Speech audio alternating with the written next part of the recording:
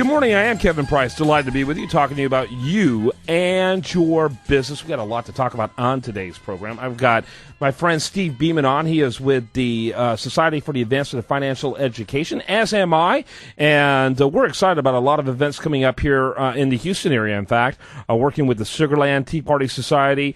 We're working now with the Pachyderm Club, which they are planning a multi-city tour for Steve, and much, much more.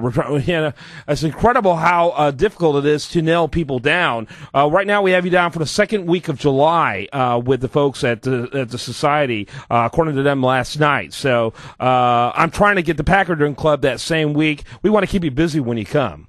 Well, I appreciate that, Kevin, and a pleasant good morning to you and all of our friends down in Houston. Absolutely. So, first of all, let's get started, as we always do. First of all, I'd like to mention that Steve is on shows all over the country, as well as doing national programs like Fox News and Fox Business, something I've been able to enjoy to do as well. But his footprint is huge. He's essentially syndicated when you factor into the fact he's on my program every week, and he does a lot of other shows on a weekly basis. True? Indeed, we do, with the Heritage Foundation. In fact, that second week of July, I'm pleased that I've been asked to be the keynote speaker at the Jumpstart Foundation's meeting at the Federal Reserve in Chicago. So we get a lot of exposure, and we do what we can to help change the attitudes in America and fire up people on financial programs. That's right, and so people need to learn more about it. They need to be contacting me about how to get their selves in the right direction in the cause of not only liberty in the macro sense, but personal liberty and empowerment. That's what we're all about. So let's talk a little bit about the news over the last week, like we always like to do. First of all, anything in particular that caught your attention before I jump down the line? Well, Kevin, we've got enough going on in the national media right now for you and me to do a show every day for the next 6 months. I mean, obviously, this past week we had three major stories. Our hearts go out to these folks in Oklahoma that had such terrible experience with that tornado. We pray all of those folks can rebuild their lives successfully. We also then go to England, where we had another Islamic jihad against one of their soldiers that hacked him to death, and our hearts go out to his family. And, of course, here in the United States, we have the trifecta of scandals in Washington that continue to grow, and they're not going to stop, I have a feeling. You've got a fellow down in Texas, Louis Gohmert, who's come out and talked about the tyrannical government now in place.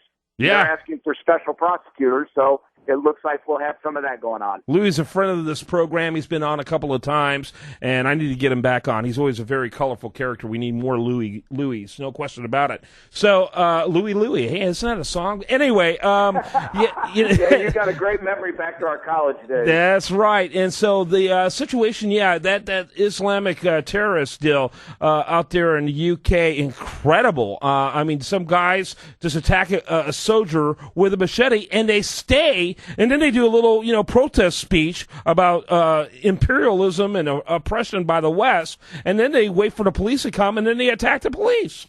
Yeah, Kevin, this is just like Boston. It's a sign of these people being motivated by the weakness in our foreign policy, where our president continues to say there is no war against this Islamic terrorism, which there should be.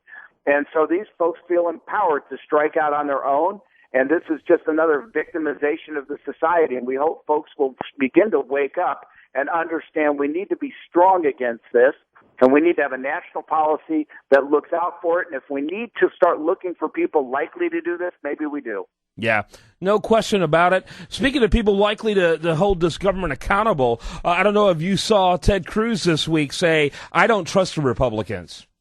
I saw that, and you've got John McCain now lashing out at the younger Republicans, saying they're too extreme. Well, these extremists are simply trying to say, let's hold our government accountable for what it's done. As you saw last Friday, we had a situation in which Eric Holder was asked to investigate Eric Holder. And that's just not a recipe for good governmental success. No. It's time for the Congress. It's really time for Darrell Issa to really make it a commitment to hold the executive branch accountable. He does everything Issa does is too little, too late. Well, and I think, Kevin, you bring it up, and he was sorry that he let Lois go last week, Lois Lerner, who is now on paid leave, by the way, by the taxpayer. She claimed the fifth against him, and he let her slip out, which he probably shouldn't have done. He should have held her in contempt right then and right there. But he'll bring her back, and I think she will be held in contempt. and whether or not she's able to sustain the Fifth Amendment will go to the courts. Yeah.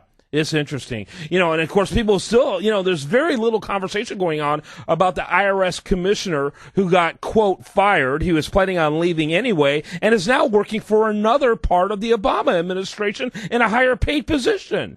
What's up with that? Kevin, this is just government gone awry. We know it. You and I and the people who understand the Constitution realize the framers recognize that big government is dangerous and that power corrupts and ultimate power corrupts ultimately. And that's what we're seeing in Washington. These are symptomatic of a bigger problem that we need to repatriate, if you will, our government, get it back to a smaller situation that can be managed. In fact, one of the most frightening comments is the White House's excuse the government's too big to manage. Well, that, of course, flies in the face of the nationalized health care program. Wait a minute. Say that again. I hadn't heard that one.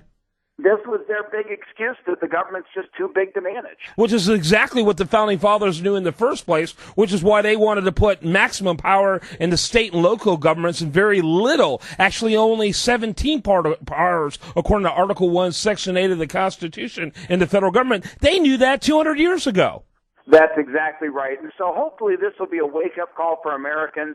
They'll begin to understand the insidiousness of this. If most people look at their personal budget and you ask them what the largest single expenditure is, they'll say their mortgage. Well, that's not the case for most Americans. The largest single expenditure is taxes.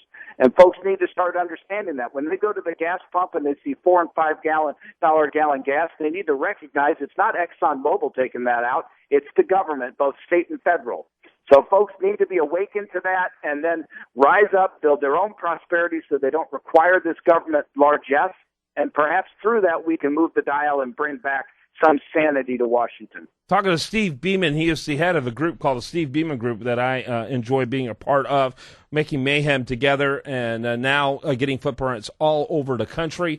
And we're fixing to have to take a break, but when we come back, we're going to talk a little bit about, some other news stories. There's just so many things going on. In the humor department, you've got Anthony Weiner running for mayor of New York. He made a major gaffe already early in his campaign, in my opinion, unless the city of New York has no ethnocentricity. Yes, I got it. Ethnocentricity at all.